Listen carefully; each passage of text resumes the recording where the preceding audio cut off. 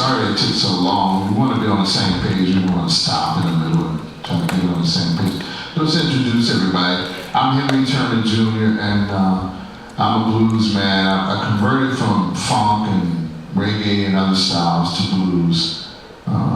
I originally started with blues, and I guess, you know, I was one of those persons that wanted commercial music and wanted to be on the radio and all that. And when I grew up, blues was not a popular music in Baton Rouge. It had been a popular music. I grew up right down the street from Slim Harpo. So we had Tabby Thomas and people like that, but those people were like, we looked at them as old people, and, you know, so we just thought it was just something they were doing, didn't realize, you know, we thought, you know, the Ohio players and Paul and Funkadelic and all those people were the cool people, you know, not really even realizing that their roots were in blues. And, you know, not until I heard Rick James play blues piano, I didn't think he knew how to play blues. You know, so, but that's my kind of my roots or whatever. And then this started about me and Russell. So I'm gonna go to Russell. Now Russell's more an Alabama blues guy, but I'm gonna talk to you about his beginnings, because I know he had some interesting stuff in his chart, you know, about blues. Were you always a blues man, Russell? Or used to, or what? Well, I grew up in Fort Payne, Alabama, which is the black population in Fort Payne is less than 3%.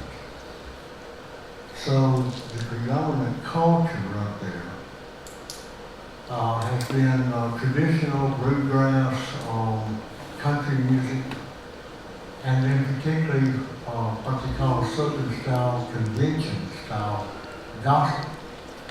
So that's the area that I grew up in. And so by all rights, I would probably be expected to be singing Sacred Heart today, or maybe, you know, traditional gospel as far as the Southern Gospel Quartet style from that area. But when I first started getting into music was through the radio, and when I realized that Elvis Presley was doing blues, they were just calling it rock and roll. That always held in the steep for me, that I just always wanted to know more and more about it. I used to go out, sit in my daddy's 57 Nomad station wagon, and listen to WLAC out of Nashville, the Hawks Band, and WCKY in Cincinnati. And that's where I heard this thing they call the blues. Now, the closest thing in my hometown that I could relate to that would be considered blues, we had a black man who in the 50s and early 60s swept the streets of Fort Payne. He pushed his cart up and down the streets, and he'd sweep off the sidewalk, say in front of the 5 and Dime. And the local merchants then would tip him and give him a little money to, you know, help keep their area of the street clean. And when I would watch him as a kid, I was just fascinated with this guy who maybe could take out his heart and roll just a little bit and push that cart a little further down the street. So it always fascinated me. Then, like I said, when I got to listening to WCKY and LAC, I just became more enamored by this thing they call the blues. Now what you might call high watermark as far as the music industry is concerned, I recorded in muscle shows produced by Jimmy Johnson and David Hood of the world famous Swampers.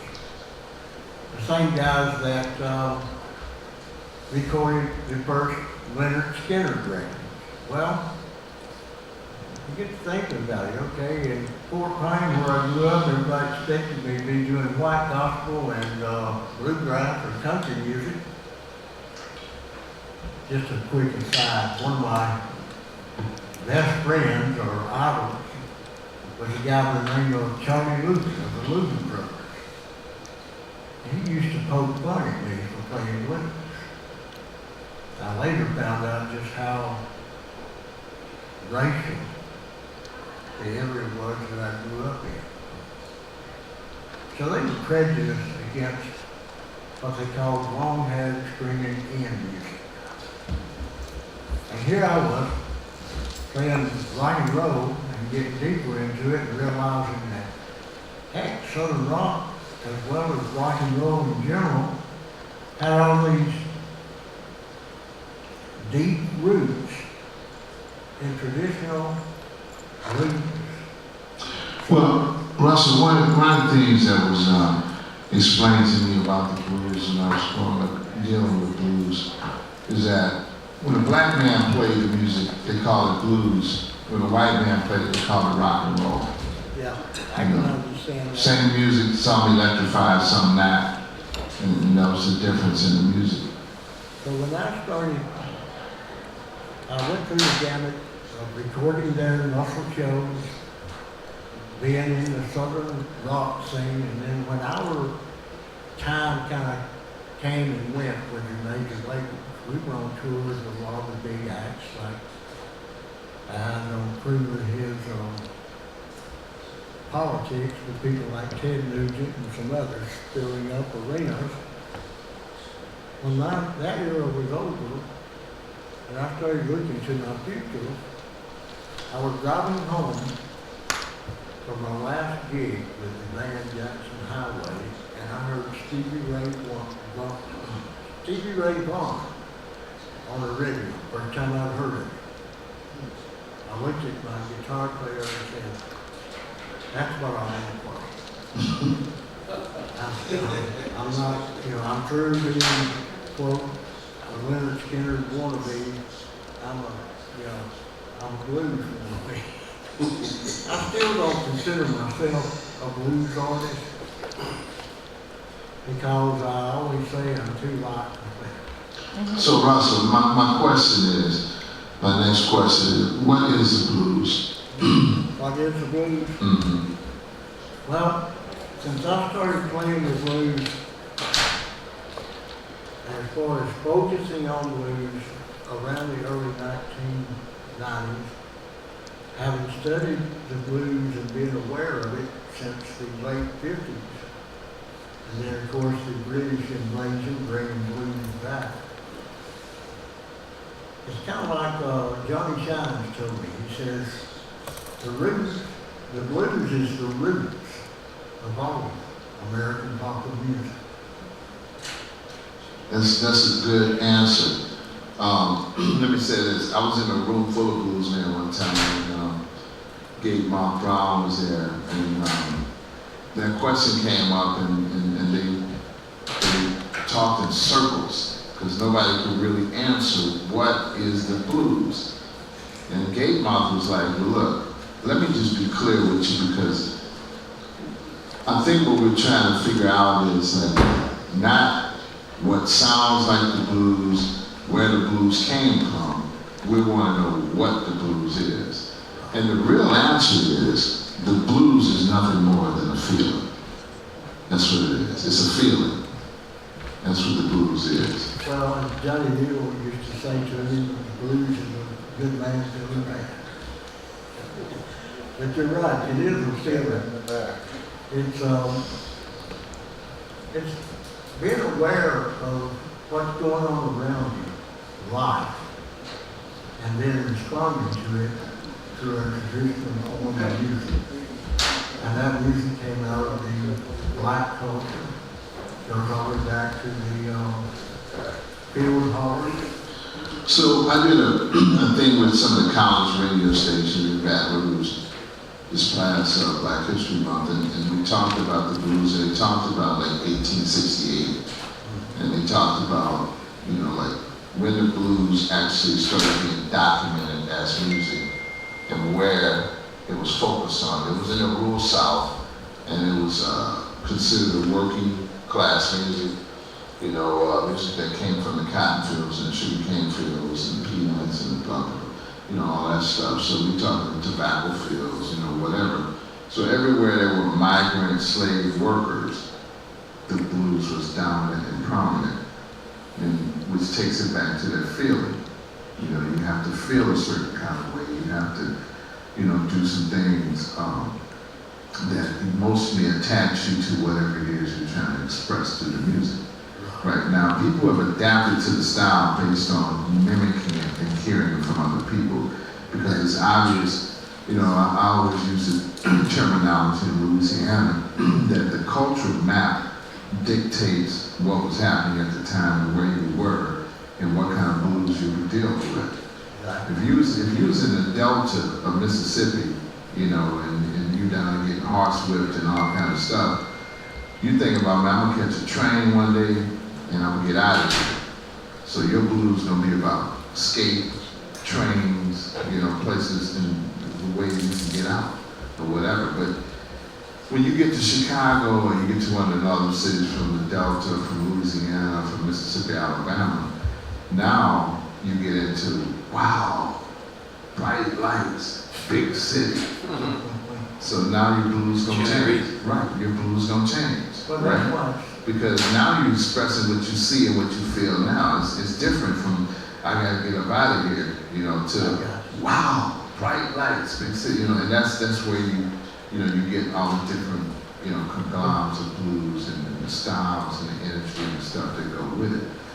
Now, country blues is a term. Does anybody know what country blues is? I'm gonna throw that one to Kevin White. Kevin White has had a lot of experience with country blues. Well, blues, first of all, the music, for me, I grew up in like a real religious setting where I heard a lot of gospel. But there's a lot of approaches to gospel that it sounds so much like blues. So gospel was an outlet for blues in a way of dealing with it and strengthening themselves and painting a good picture, you know, for the future. But also country blues. I believe that country blues developed. There's a lack of instruments, and so people would actually take these strings from their spring, from their window, and then tie it up to a broom. And so they didn't have 6 strings, so they were pretty limited. And they would play with that one string what they felt. And so oftentimes they would have to play in kind of one position. And so as they played and had these experiences, they began to, you know, experiment with it. And so when they were introduced to the guitar, country blues is mostly played in an open position. Now, I don't know if you guys know what that means, but this sort of sounds like in a closed position. And this is what it sounds like open. So it resonated really well with them, and plus it was the way that they started out playing. And as they grew and became more familiar with guitar, then they were able to experience moving up to neck. Exactly. But so I'm gonna stop you right there. Right, so that's what the country blues thing is about. It's about just playing in that one position, right, with everything open, where you could play around with it, you know, and everybody could kind of figure that out because they were exchanging that culture around. So in Baton Rouge, you know, we had like some swamp blues stuff going on. Kevin and I kind of apprenticed at a place, Tabby's Blues Box, and we got exposed to that. So I'm gonna give you a little bit of that, and I don't know what you experienced in Alabama, you know, and we're gonna talk about that, but we'll stay in E, and we'll try just a little bit of the country blues stuff and play some of that, and I'll play some rhythm, and we'll let Kevin play some lines. Hold on, man, I gotta do this fast. bathroom break, that's blues. Now, see, this is the real blues. Right, So get ready to play. I'll tell you what we'll do while he's doing that. Let's talk about the Alabama blues sound for you. Now, do you think it's different from like Mississippi blues and Louisiana blues? How do you see it? Well, there's a traditional form of blues that influenced like Hank Williams. He learned from a street musician that was a blues musician. So there's always been that element of blues that's influenced the white musicians. So the Bocephus style. Right. Yeah. In my case, like I said, I was always fascinated. I got more involved in listening to the blues during the late 60s and early 70s with the advent of like the Allman Brothers and some of the things that actually were being played on the radio. So was it in E? Was it in open stuff? A lot of the Allman Brothers stuff maybe started out. Well, I know the best way to explain it, I think. I was interviewing a traditional blues musician from Alabama by the name of Little Willie King. He recorded for the record label over in Oxford, Mississippi. I was sitting there talking to him and realized at that time we were both in our mid-50s. And we realized that we were both about the same age. And then I asked him a question in my interview with him. I said, what was the first song that you learned how to play? Because he talked about how a lot of blues musicians would come through his community and they were friends with his family and he'd have them at the house and they'd play and demonstrate guitar for him. And he looked at me and he said, you know, the first song I ever learned to play was Jimmy Reed's You Got Me Running, You Got Me High, you know the song, Baby, What You Want Me to Do. I almost fell out of my chair. Because when I first started learning to play guitar, the first patterns I ever learned was just like what you're talking about, the basic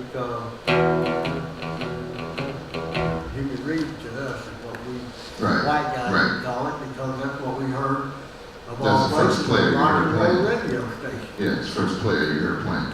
And so I looked at Little Willie and I said, you started playing that song first? And he said, yeah. I said, that's the first song that Jeff Cook of the famous country band, Alabama, and myself ever started learning to play.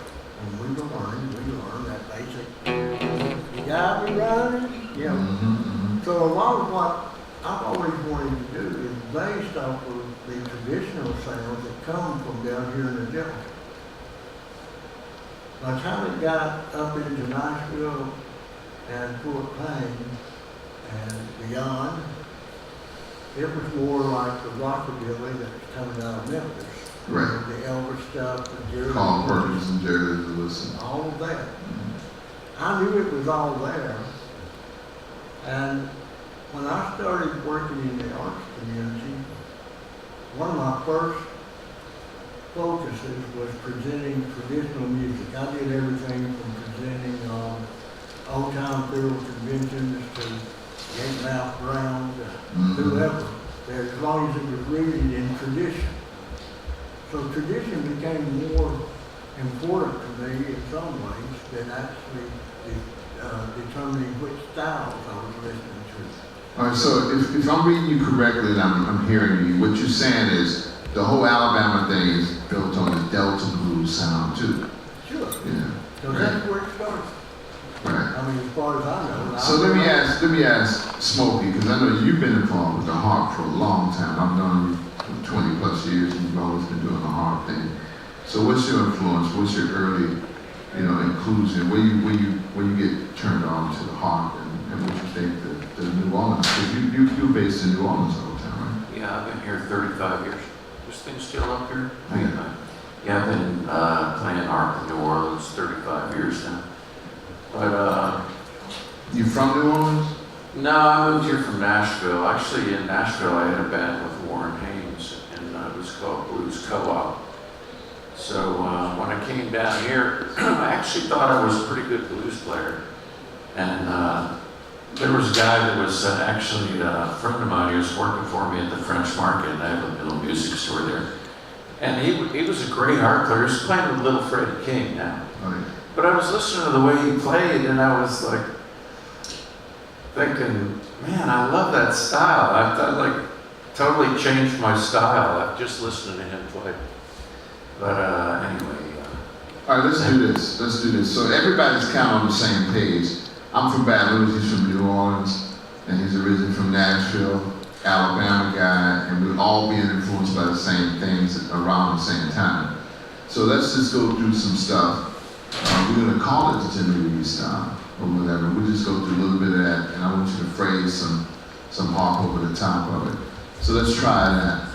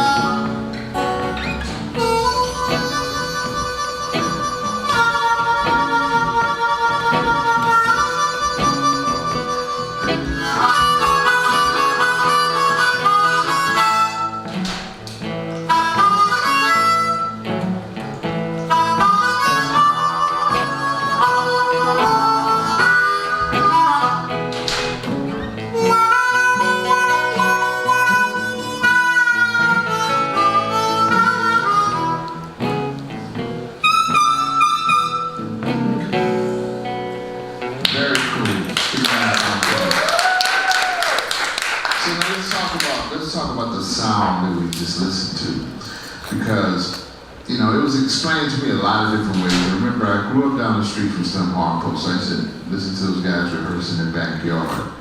And as a child, it was fascinating to me listening to the sounds of the guitars versus the harp, because they call it the juice harp, and then they call it the harmonica. They had a lot of different names. The guys said, man, throw me a harp and hey, whatever. And you're like, harp? You're going to come up with it? No, he's talking about a harmonica. Where's my juice harp? And you're thinking about that little right? And no, he's talking about a harmonica. 10 holes is a blues harp. 10 holes Yeah. is a blues harp. Okay. Yeah. Now, the other thing is, one of the coolest things I learned as a child when I used to hang with this harmonica player, he was just, his claim to fame, man, he was like the backup horn player to the horn player in James Brown Band. So he wasn't in the James Brown Band, but he was the backup player to the horn player. He played harp? He played saxophone, but he also played harmonica. Oh. Right. Well, I got to fill in for Lee Oscar for a couple of years with the band Wow. War. Wow. And the horn section was always harmonica and saxophone. There you go. That was quite a unique horn section. So this guy educated me to, he used to get real frustrated with me because, I was a young guy, that was called blues, but he would say, the sound of a harmonica is like the train sound. It's like putting a train sound over the top of, Whoops. over the top of some music. Yeah, exactly. Can you hear that? Can you hear what the relative in that? Like when you listen to the horn, the horn is coming from the train thing or whatever. So that's the kind of sounds they were mimicking, because remember the times these guys trying to get out of the South. They're envisioning jumping a train, a boxcar, anything, and getting up out of here, going to the north or the west or wherever they go. We have a guy that comes to the listening room, His name was Caesar. Caesar, was from a small town here in Baton Rouge, and he jumped a train when he was 16 years old, went to Los Angeles, California, and stayed for 40 years. And now he goes back and forth, and he's like 85 or something like that. Right, and he plays harmonica, but the train sound is something that comes out of him so automatically because he was focused around the trains. So let's play the same rhythm again, and we're gonna add some lead in it, and we'll put the train sound over the top of it and just show that whole depiction of the whole thing. What key is it? E? Yes, indeed.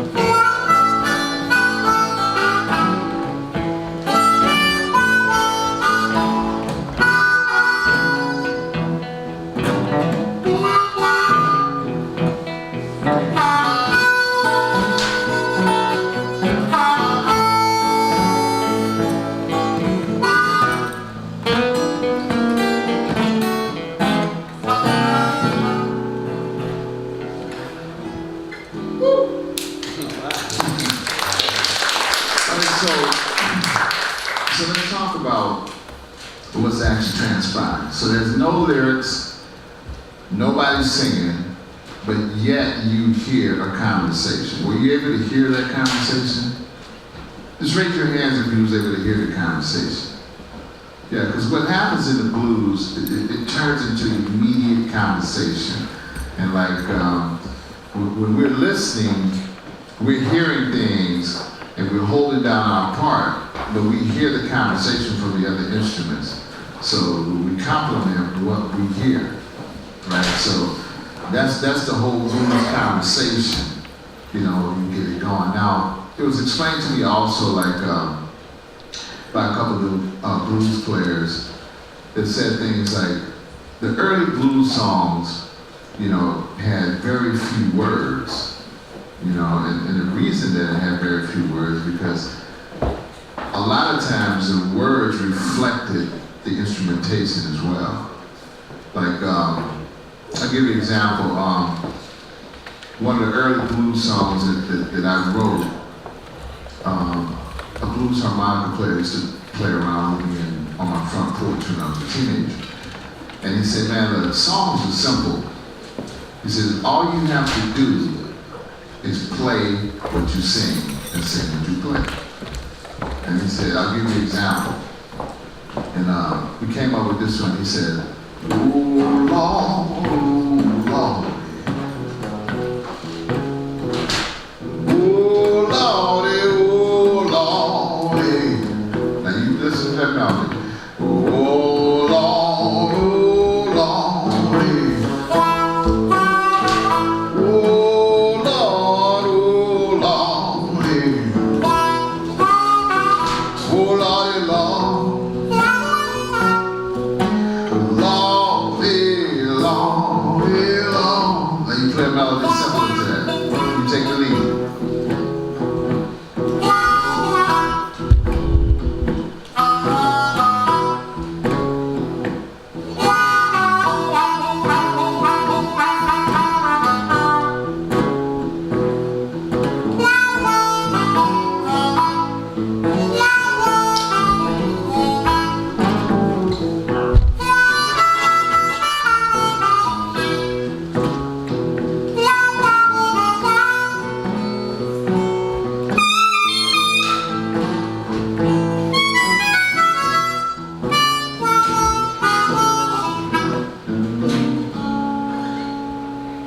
So did you get what happened?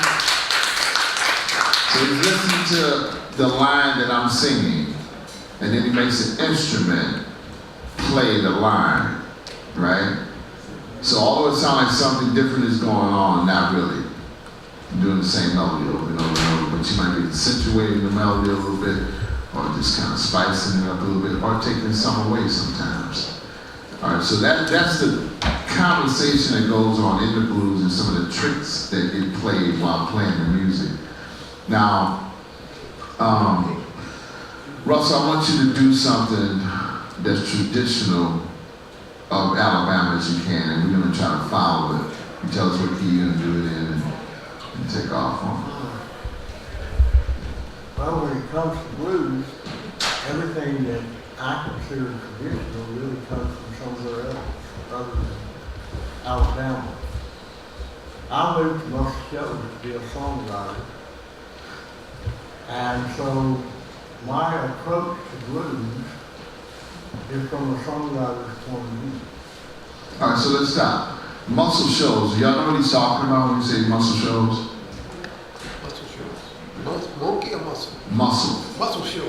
Yeah.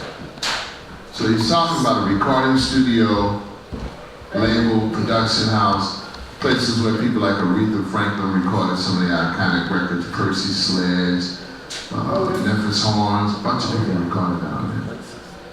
Yeah. All right, so I'll do you what I consider to be the closest thing I can think of as being traditional from my area would be one of my songs. Do it. And when I first started performing, I didn't consider myself a blues musician, but the more I played, the more I saw the roots of the blues in what I was doing, as well as the gospel roots. 2 minutes. What are you doing? We'll do about half a verse, and it goes like this.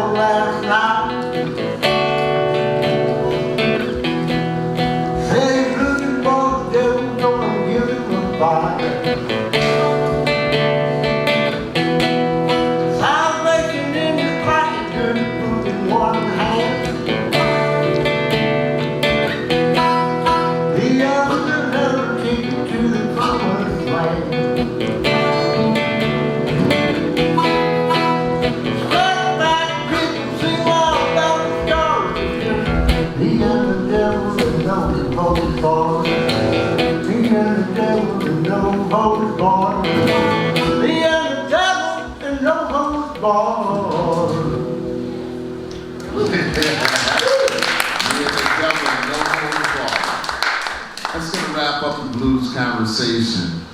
And we want to properly introduce everybody. This is Mr. Kevin White. He's a blues guy from Baton Rouge. I'm Henry Turner Jr. I'm a blues guy from Baton Rouge. This is from New Orleans. And Russell Gulley from what that city is?